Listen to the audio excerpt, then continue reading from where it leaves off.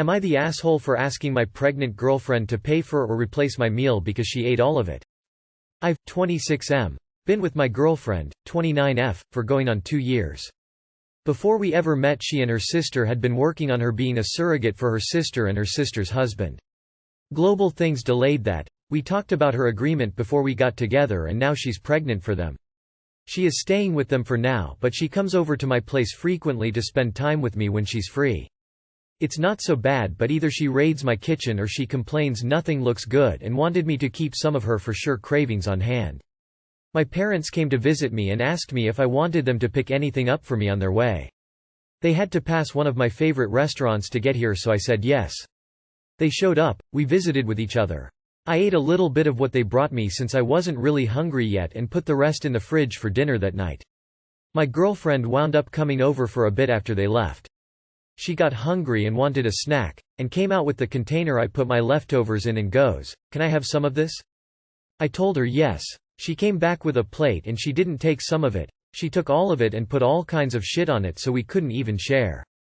I told her that I said she could have some and she just ate all of what I intended to have for dinner, so I asked her to either send me money to pay for so I could go get some myself, or she could make the drive and get me another order. She didn't want to drive that far and she didn't think she should have to pay me anything. I told her she should because it'd just be nice of her to do since I get she gets cravings, but it's not like she's pregnant with my kid or we live together. She left at that point, left half the food uneaten, and I wouldn't eat it cause of what she put on it. A couple hours later my mother called. My girlfriend texted her about what happened.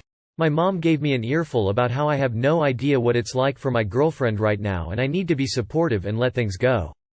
Not the asshole. Regardless of how special the meal was, or your willingness to share it, or how much it cost you, or whatever her condiments did to its palatability, she didn't think anything about taking your whole dinner and not replacing it. Then she used her pregnancy as the excuse. You don't live together, so I'm guessing you don't share expenses or grocery shopping. Edit. It's not the norm that all food is automatically _shared food. People who fail to read your post will see only pregnant GF, and not GF as a surrogate for a family member. That means you're not going to be raising a child together, or any of the other reasons people will throw at you for their outrage. She took your food. You asked her to replace it or throw you some cash. That's reasonable. Not the asshole. And when you have a disagreement, your girlfriend calls your mom so she can scold you? Dump the GF. Am I the asshole for telling my husband's daughter to stop calling me mom? I, 42F, met my husband, 44 meters. 6 years ago and we have been married for 2 years. He has a daughter, 7F, from a previous marriage that didn't end well after his ex cheated on him. His daughter rarely ever sees her mom as she constantly travels the world. I feel awful that his daughter hasn't had a good mother figure in her life, so I have been trying my best to take her out to do girly things and bond with her. Her mother isn't around to do so. She always would call me by my first name, but for the first time when we were sitting at the table for dinner she called me mom and it just didn't feel right. It made me feel uncomfortable. I told her that, "I'm sorry, but I'm not your mother, you can't call me that, sweetie," and she was shocked and started to tear up a bit. My husband and I were arguing all night, telling me that what I did was awful. He told me that she feels comfortable and close enough to me to call me mom and I should feel special for her calling me mom. He doesn't want to see how I feel from my side. Her mother is still very much alive and I don't want to disrespect her by taking her title as mom. It all feels very awkward as I'm used to her calling me by my name. Life was moving so smoothly until she had to call me mom. So am I the asshole for not wanting to be called mom? You are the asshole for crushing a little girl in a vulnerable moment. She probably had to work up the courage to go through with it, fearing your rejection. And you made her worst fears come true. No assholes here, I see both sides here. My recommendation is that she call her mother, mom, and you two come up with a new name for her to call you. Maybe it's Mimi or Mama or something similar. But she needs to call you something and she wants you to be one of her parents. That's huge and really special, and I hope you realize how uncommon it is with step relationships.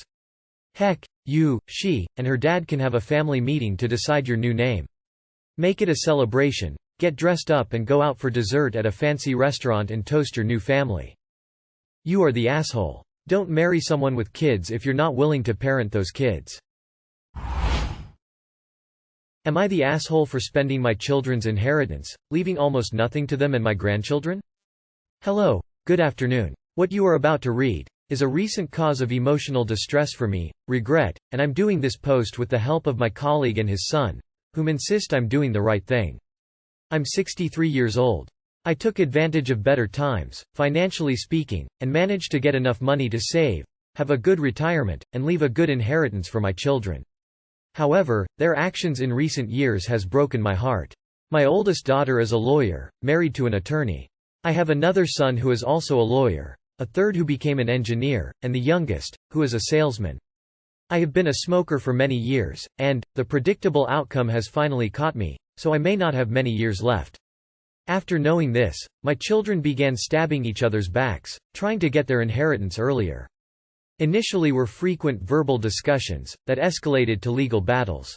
The boiling point came when my daughter forged her brother's signature to take their part of the inheritance while I was being treated at the hospital. Now, none of the siblings can see each other in the eye, and only talk through lawyers. Saddened by this situation, decided to spend the money, thinking that if all of it is gone, they would have no more reasons to fight.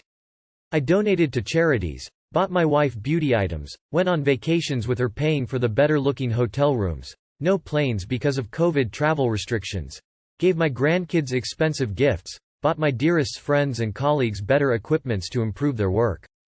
We bought a huge TV, prepaid for my funeral, tasted some fine whiskey, among other things.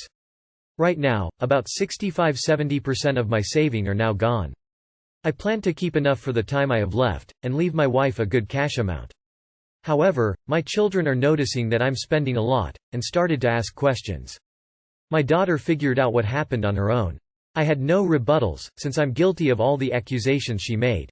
But then she mentioned that her children will suffer because of my selfish acts. Not only that, but I am cursing all of her grandchildren by doing this. That made me think that my grandchildren shouldn't be punished for their parents' sins, and maybe I was too self-absorbed to realize it sooner. That's my dilemma now. Edit. Hi, I'm OP's friend's son. I'm writing here because I want to clarify something. Where we are from, whatever savings the person has, goes directly into their children and living spouse. This is how the law is written. You can write a will on top of that, but biological or legally adopted children cannot be entirely written out. Unless, from my understanding, one of the beneficiaries writes themselves out of the inheritance. What OP's daughter did was forging a signature in some papers saying the rest of the brothers renounced their inheritance, and they are suing, at the same time as they try to lock in some of OP's properties for themselves while he is still alive, basically trying to do that before another sibling does it before them. My relationship with OP is that my dad and him are lifelong friends and colleagues, so OP is kinda like my uncle, as well as my private linguistics teacher. OP has been reading a lot of your comments, and will wake up tomorrow to read even more comments. I suggested OP to post here, and helped to set up the account, and he wrote the post by himself. Thank you all. Not the asshole. Hard not the asshole. What did she accuse you of? Spending your money? That you earned? On a life you wanted? Inheritance is what you get when someone dies. It's not yours. You're not entitled to it. You don't get to dictate what happens until you actually inherit it. You can, until the day you die, change up who gets what. You got one kid who's not being a dick? Leave it to them. Or leave it to your grandkids in a trust their folks can't touch. You can roll it up and smoke it. It's yours. You've done nothing wrong. Hell, just leave it all to your wife. That's how it should go anyway. And I'm sorry you're at this point, man. The big C sucks, assuming that what you meant. Am I the asshole for uninviting my parents to my wedding since they ruined my sister's? My parents are overbearing people. They have huge personalities and steamroll everyone who gets in their way. At my little sister's wedding this summer they were especially obnoxious. They made terrible speeches, got the DJ to play crappy music for the older folks, tried to get the photographer to do family pictures for people not in the wedding party. Since they was here anyway and everyone is dressed up, I could go on. But I won't. Afterwards I said that they had better not try any of that street at my wedding. They said that it was who they were and that they weren't going to change for anyone. I talked to my fiancé about it. And we uninvited them. I told them that they were welcome to come to the church as guests but that I did not want them near my wedding party during the pictures or at our reception. They are not helping us pay for the wedding so we don't really owe them anything. My sister is on my side. But the rest of the family is split down the middle. Half understand why I don't want them making a scene at my wedding.